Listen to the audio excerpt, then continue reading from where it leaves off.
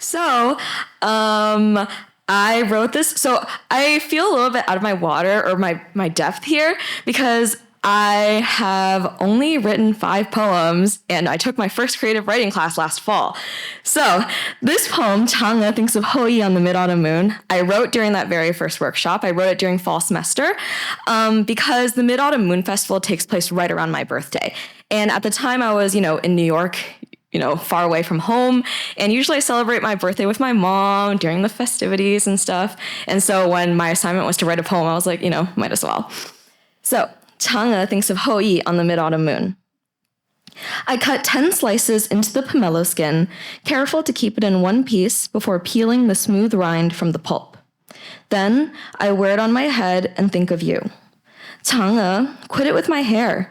I don't have much left and I won't be so handsome when I'm bald. Chang'e, I'm stuffed. I'm already too round to fit the nice green coat you bought for me last year. Chang'e, don't kiss me yet. I'm sweaty and sour from work. I'll shower first. We've got time. Before long, the juice drips down my scalp, singes my raw eyes with citrus tears, and blurs your face from memory. Still, my mind fruitlessly clings to your phantom. Your lips would put this globe of pink wet flesh, embalmed in bitter moon dust, to shame. And yet I eat it anyways, piece by piece with that jade rind still sitting on my head, desperate to savor what's left of you. But try as I might, the peel lifts from my scalp like the moon helplessly drifts from its faithful orbit around that bald, round, green earth, ever sweet and ever waning. And I feel like just to add a little quick context, it's like a whole fable, like Hou-yi shoots down 10 moons, he's rewarded with a potion of immortality. Somehow his wife Chang'e ends up drinking it. She goes to the moon and they're like separated and it's very sad. So the 4th poem I ever wrote is called Maraschino Cherry Season, and it's a contrapuntal. This is, again, for an assignment. I had to go to a reading from a lovely poet, and she did a contrapuntal. I was like, what is that? And so when she was reading it, I was like, oh my gosh, these words are repeating. It's very fun. I really like it. So then I Googled it, and I tried to write one myself. So I have to flip it, on the side because it's 3 columns. Give me 1 second. So I'll read all of the individual columns and then it all together. So, Maraschino. She died because we know too many to all be kept fresh. That summer, I secretly pack her in salt with clumsy hands, not to keep. It's only a matter of time. Delectable frustration, but I know she'll be safe, desiccated, obscene, the stench of bleach and piss, and still her pit will writhe. Cherry. Too soon cherries ripen, oxblood teardrops. He pickles all of them under the harvest moon to sweeten, soften, crush the bitter pith. He'll deprive himself, wait, skin to sugar, pulp to gorge before he feasts, brandied little cherries will burst on his tongue, eat, until only he is left. Season. They'll say in unison, shower the earth with liquor and syrup, but gingerly enough to let her be dry again, alive. For next season's harvest, for endless easy cocktails, he needs plenty to reap, but even more to let spoil. Maraschino Cherry Season. She died too soon, they'll say, because we know too many cherries ripen in unison to all be kept fresh. Oxblood teardrops shower the earth that summer. He pickles all of them with liquor and syrup, but I secretly pack her in salt under the harvest moon, gingerly enough, with clumsy hands, not to sweeten, soften, crush, to let her be dry again, to keep the bitter pith alive. It's only a matter of time. He'll deprive himself, wait for next season's harvest. Delectable frustration, skin to sugar, pulp to gorge for endless, easy cocktails. But I know she'll be safe before he feasts. He needs plenty desiccated, obscene, brandied little cherries to reap. But the stench of bleach and piss will burst on his tongue, eat even more, and still her pit will writhe, until only he is left to let spoil. So that one's, a meditation on girlhood, society, patriarchy, scary stuff. And so I had actually only written 4 poems, but as my mom knows back there, I was like, oh my gosh, all of my poems are so corny and this is like so intimidating. So last night I stayed up all night and I wrote a new one. It's not very good, But I was like, I'll try something new. And so I think so far there's like a thread running through all my poems where I write a lot about agriculture, farming, vegetation, fruit, stuff like that, because I'm very inspired by my mother. She comes from Taiwan, obviously I'm Taiwanese American. And her family is all farmers. And I remember when my grandma was here, she was like gardening all the time. And so it was just always a part of my life. And recently similarly, I think it's too much to say I'm inspired. I just like watching TV. And I've been watching Narcos, and pretty good, some stuff weird with it.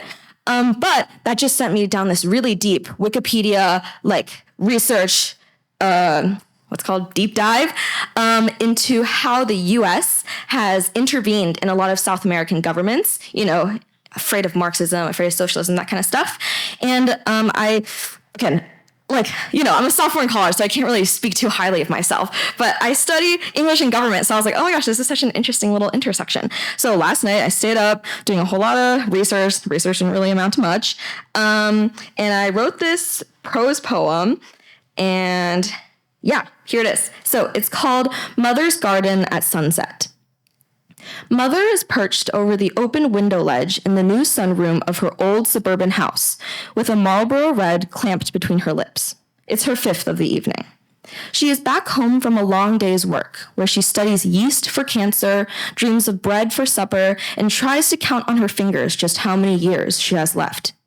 The sunroom overlooks Mother's higgledy-piggledy garden in the backyard, bloated with dry, snot-green weeds that bested her tomatoes once again. She frowns at the sight of her defeat. You see, Mother comes from a long line of farmers whose gardens kindled life and braved death. Grandmother's garden fed a whole army with just one coppery grain of Argentinian wheat. Then it starved a dictator with salt-of-the-earth fields, reviving itself the morning his body hit the soil. Great-grandmother's garden erected endless spears of strong Cuban sugarcane. It shielded the weak and sickened the greedy, rotting red to warn any green fool who dared to cut it down. Great-great-grandmother's ruddy Guatemalan coffee beans made a brew so strong it roused an entire country to its feet. Great-great-great-grandmother grew acres and acres of red Pios grapes, fermented into the sweet poison wine that purged every last rat in Chile. Naturally, Mother can't help but glare at the failed garden that lolls below. So paltry, and yet such a terrible, decadent green. She knows they would have never, ever let this happen. With her right hand, Mother takes the cigarette stub from her lips. It'll be her last one tonight. She rolls it between her thumb and index finger, making blithe spirals in the cool air. A thin flake of puce ash drifts from the butt and lands in a corner of the garden. It hisses, followed by a wisp of gray. A small dark spot forms on a stray weed and burns a dim red. Quietly, Mother tosses her cigarette into the garden. In seconds, fire catches. A sweet, acrid wind whips the great plumes of hot smoke in gyres as they breathe from the earth and curl around the festering garden like 100 silver sickles, slashing into the riding bed of weeds in a brilliant vermilion blaze. Tobacco and dandelion cinders alike crackle and swarm about the scarlet flames like locusts before vanishing back into the mouth of the glowing inferno. Mother smiles to herself and goes back inside. Behind her, the sun, hanging low on the horizon, slowly reascends the sky and sinks its teeth into the clefts between the burning leaves. And so the last poem I want to read is my first poem. I know, hard to keep track with 5. Yeah. But this is the one that originally inspired the poem that I submitted to the competition. And it's a little corny. And it's called Trip to the Grocery Store. It's a series of haikus. Mermaid Rangoon set, poached and dressed in yum-yum sauce at Costco wholesale. Fresh chilling from the Orient, all out of stock. Silken tofu, too. Fusang persimmons mistaken for tomatoes or sun-made raisins. My mom swears that I'll pluck Jinju from the Naicha Sea back home one day. Sit baijiu with her beneath the century danhuang when I'm old enough. But right now, we need arugula, bacon, and American cheese. Thank you.